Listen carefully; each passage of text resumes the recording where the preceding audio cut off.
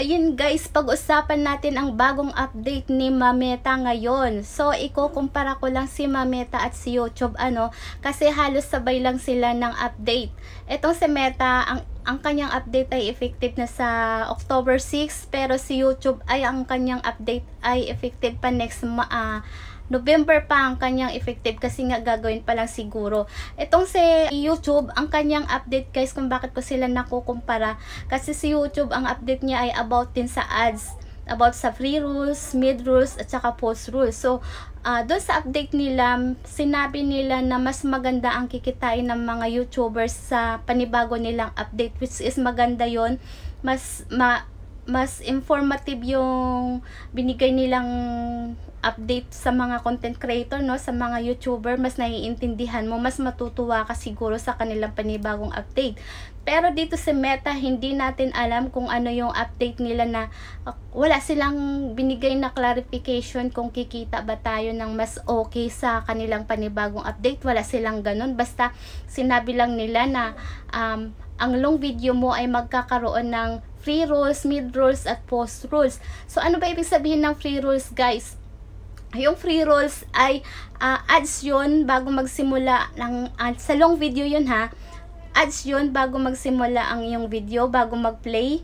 Tapos sa kalagitnaan magkakaroon ng ads. Tapos bago matapos ang iyong video ay magkakaroon din ng ads. So ibig sabihin magkakaroon ng ads ng 3 ads ang iyong video. Kung 3 minutes halimbawa ang iyong video, kasi kadalasan ngayon guys ang 3 minutes ay isa lang ang ads. So kung matutuloy yung sinasabi ni Meta na kanilang update na magkakaroon ng free rules, mid rules at saka post rules, mas maganda ang kanilang update ngayon. Ina-assume ko na lang guys na mas maganda ang kanilang update kasi nga ito ay base na rin sa naranasan ko kay YouTube. Kasi kung sinabi nilang free rules, mid rules at post rules, mas maganda yung ads, mas madami kasi ang ads. So ibig sabihin mas maganda ang kita kapag maraming ads. So ganito din ang mangyayari kay in-stream ads sa long video, kasi sa in-stream ads, long video kasi yon. So hindi ko lang alam kung ang 3 minutes ay magkakaroon din ng 3 ads. So sinabi din nila na depende kay Meta kung ano yung ilalagay nilang ads, kasi meron nakalagay doon pwedeng video, pwedeng picture, pwedeng overlay lang. So at least 3 yung ads na nakalagay sa video mo. So which is maganda ang kitaan kapag nangyari yung ganun. So sana matuloy tignan natin kasi malapit na naman ng October 6. So abangers na lang ako doon sa mga mangyayari. So about naman doon sa terms and condition niya at saka sa mga policy niya, guys, matagal na nating alam na kapag tayo ay monetize, ako kasi matagal ko nang alam na kapag monetize ka na, dapat ingat ka talaga sa mga content mo. Dapat kasi nga katulad nung Caldero challenge ngayon, alam nyo ba guys, napasok yun sa nudity. Kahit kay YouTube hindi po pwede yung ganong content. So matuwa kayo ngayon, iyak kayo later, kasi magkakaroon pa rin sila ng ads, papasok pa din ang yung revenue. Pero pagdating ng payout po niyan ay i-review ni Meta ang inyong account. Kapag nakitaan po kayo ng violation ay automatic po hindi po ninyo makukuha ang inyong sahod. So sayang lang ang inyong pinagpaguran.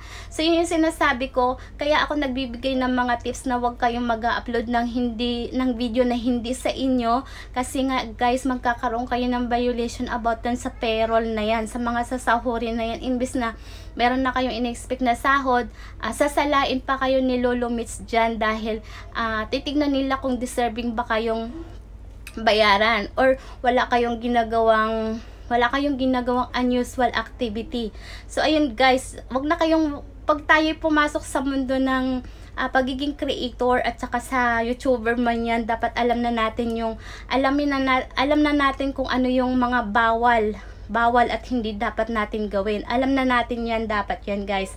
So eto pa rin yung guys na pinapaalala din nila na dapat nakapag-sign up na po kayo ng inyong tax information, kasi nga sa October 6 starting na ito. So ibig sabihin start ng October 6 until 6 months, dapat nakapag-sign up na kayo ng inyong tax information at saka ng inyong payout.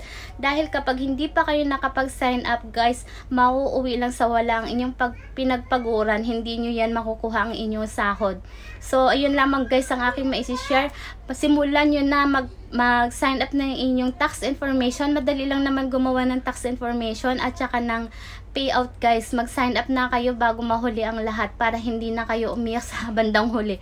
Hindi masayang yung inyong mga pinagpaguran. Yun ang pinaka-highlight dito. Huwag nyo nang hintay na umabot pa yung 6 months at hindi pa kayo nakapag-set up ng inyong payout. So, ayun lamang guys. Follow me for more tips. Pa-heart, pa-comment at pa-share na din po para naman yung iba malalaman din nila kung ano yung pananaw ko sa panibagong update ni Meta. So, ayun naman guys. Bye! Thank you for watching!